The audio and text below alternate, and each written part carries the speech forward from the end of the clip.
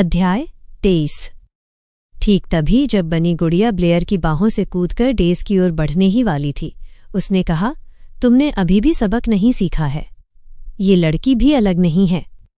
Chloe ने जवाब नहीं दिया। अपने मुंह से निकल रहे कठोर शब्दों के विपरीत डेज़ ने ब्लेयर को अत्यंत दयालु नज़र से देखा। ये भी अंततः तुम्हें छोड़कर चली जाएगी। चुप रहो, तब तुम्हें फिर से किसी पर भरोसा करने का पछतावा होगा। बनी गुड़िया बस घूरने लगी। हमारे साथ हमेशा ऐसा ही होता रहा है। मुझे अपनी नाव में मत डालो, ये घिनौना है। बनी गुड़िया ब्लेयर की गोद से हटकर उसके बगल वाली सीट पर एक व्यक्ति की तरह बैठ गई। क्यों? क्योंकि वो अलग है? इस समय तक वह लगभग खुद से ही बात कर रहा था। उसकी बैंगनी आंखें लगातार ब्लेयर का विश्लेषण कर रही थीं, लेकिन जब उसे कुछ खास दिलचस्प नजर नहीं आया तो उसने आंखें फेर लीं। हालांकि उसने कुछ और कहा, तुम्हारे व्यवहार के कारण मुझे भी उसमें कुछ दिलचस्पी होने लगी है। हिम्मत मत करना। क्या तुम्हें ये जानने की उत्सुकता नहीं है कि उसे पहले कौन तबाह करेगा? ये बकवास बंद करो। तुम भी शायद मेरे जितने ही बुरे बन जाओगे, तुम्हें पता है। डेज़ खामोशी में मुस्कुराया।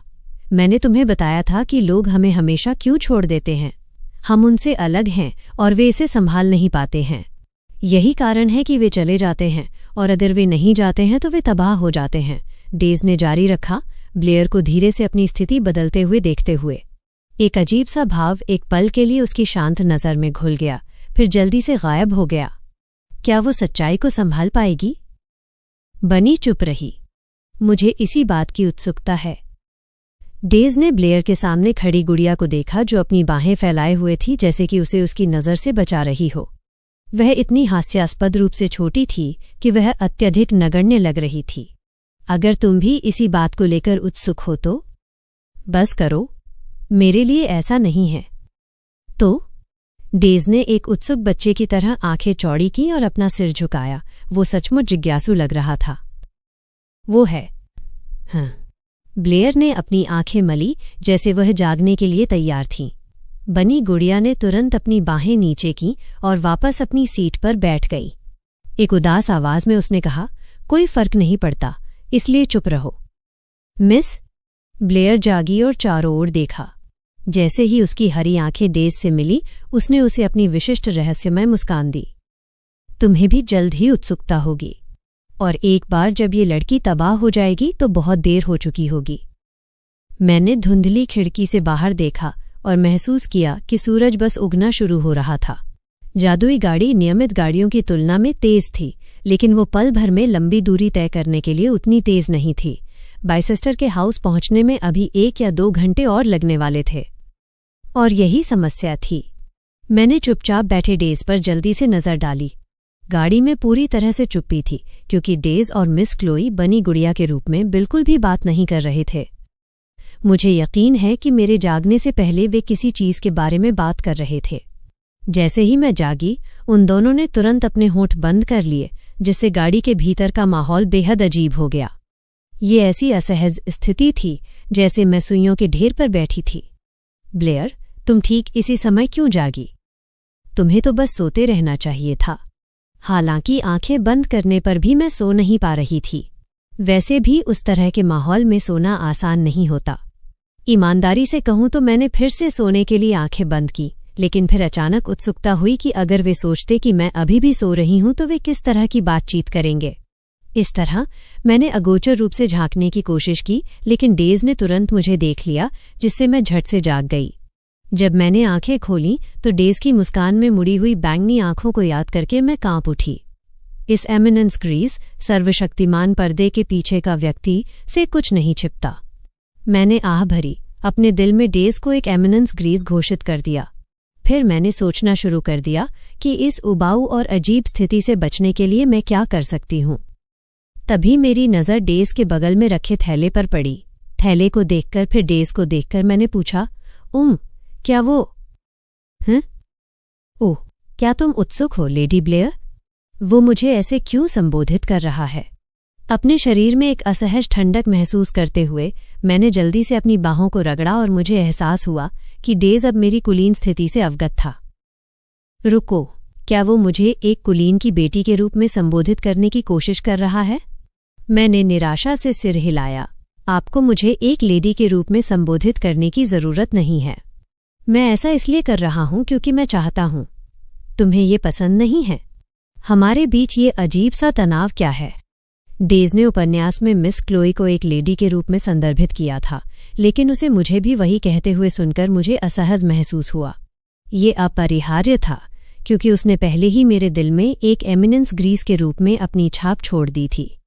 क्या तुम्हें पता है कि अभी तुम्हारे चेहरे पर बहुत अजीब भाव हैं? हे भगवान, तुम्हें इतना सीधा होने की जरूरत नहीं है। मैंने जल्दी से अपने भावों को ठीक किया और जवाब दिया, मुझे पता है। औपचारिकता बस एक मजाक है। अगर तुम ऐसा सोचते हो। मैंने आह भरी, क्योंकि मुझे ये स्वीकार करना पड़ा कि उसके चेहरे की शांत मुस्कान सुंदर थी। मुझे लगता है कि एक निर्विवाद रूप से अच्छे दिखने वाले चेहरे का गौमाए अभी वह अभिव्यक्ति भी। तुम्हें मुझे वो बताने की जरूरत नहीं है जो मुझे पहले से ही पता है। मैं अपने दिल से देख सकती हूँ। एक सुंदर व्यक्ति द्वारा यह बताया जाना कि मेरा चेहरा अजीब लग रहा है, विशेष रूप से निराशाजनक था। मैंने पूरी तरह से स्थिर और गतिहीन बनी गुड़िया को हल्के से दबाया, फिर से थैले की ओर देखा। ये काफी भारी लग रहा था। ये इतना बड़ा लग रहा था कि इसकी तुलना उस सिक्कों के थैले से की जा सकती थी जो डचेस बाइसेस्टर ने मुझे पहले पेश किया था। अपनी उत्सुकता को रोक न पाने के कारण मैंने लापरवाही से पूछा, इसमें कितना है? ये बहुत ज्यादा नहीं है, लेकिन क्या तुम देखना चाहोगी लेडी ब्लेयर? वो औपचारिकता बनाए रखने के लिए काफी दृढ़ लग रहा था। मुझे लगता है कि अगर वो जोर देता है तो मैं उसे रोक नहीं सकती। मैंने तुरंत इसे अनदेखा करने का फैसला किया और सिर हिलाया। फिर डेज ने थैला उठाया और मेरी हथेली पर रख दिया। क्या? मेरी आंखें चौड़ी हो गईं। थैले के वजन पर विश्वास न कर पाने के कारण मैंने उसे घूर कर देखा। क्यों? हैं? ये इतना भारी क्यों है? क्या उन्होंने वजन को नकली बनाने के लिए पत्थर या कुछ और डाल दिया था? मुझे ये मत बताना कि उन्होंने धोखेबाज को धोखा दे दिया। यह इतना भारी था, ये किसी भी तरह से सिर्फ मेरी तनख्वाह नहीं हो सकती थी। इसे खोलो और खुद देखो। डेज से प्रोत्साहित होकर मैंने उसे जल्दी से देखा और फिर थैला खोला। तब मैंने सदमे में चिल्लाया, क्या ये सब क्या है? मुझे लगता है कि उन्होंने मुझे वो सब कुछ दे दिया जो उनके पास था, लेकिन ये बहुत ज्यादा नहीं है। सोने के सिक्कों से भरा ये थैला बहुत ज्यादा नहीं है, लेकिन डेज जैसे अमीर आदमी के लिए मुझे लगता है कि यह बस पर्याप्त नहीं था। उनके पास इतना पैसा बचाकर रखा गया था, फिर भी इस बारे में बात करते रहने की कोई जरूरत नहीं थी। क्या फायदा? वे बस मुझे पूरी तरह से निचोड़ लेना चाहते थे। क्या तुम नाराज हो? माफ करना। मैंने संक्षेप में तुम्हारी स्थिति के बारे में सुना, डेज ने कहा, जैसे उसने बनी गुड़िया को देखा जिसे मैंने धीरे से अपने बगल में रखा था। हालांकि मिस क्लोई ने कनेक्शन काट दिया था क्योंकि वो प्रतिक्रियाशील नहीं थी। मुझे लगता है आखिरकार उन्होंने टूटा हुआ होने का नाटक किया और मुझे गाय से भी ज्यादा दूहा। मैंने क्या किया? ब्लेयर ने क्या किया कि वो बिना किसी गलती के अपराध बोध से भरे जीवन की हकदार थी? लेकिन क्या ये सब नहीं है? जितना वो चतुर था, डेज ने देखा कि मेरे मन में और भी मिलीजुली भावनाएं थीं।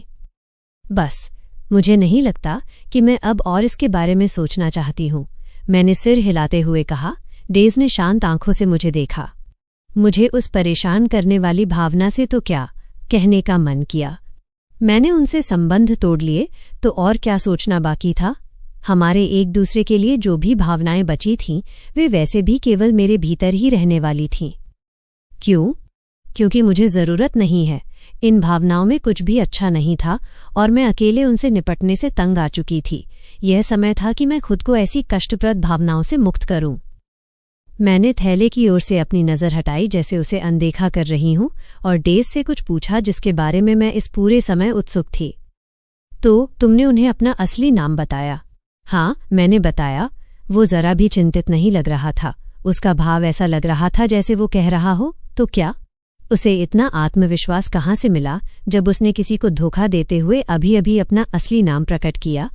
या क्या वो बस परवाह नहीं करता है? मैंने भ्रमित आंखों से उसे घूर कर देखा। क्या ये ठीक है? क्या कोई कारण है कि ये ठीक क्यों नहीं होना चाहिए? डेज मुस्कुराया, जैसे उसे दुनिया की कोई परवाह नहीं थी। क्या होगा अगर वे किसी को बता दें? मुझे चिंता थी कि मैं खबर में सुर्खियों में देखूंगी, जैसे जादूगर के टावर के प्रसिद्ध साधु डेज का धोखाधड़ी के रूप में खुलासा। भले ही वे।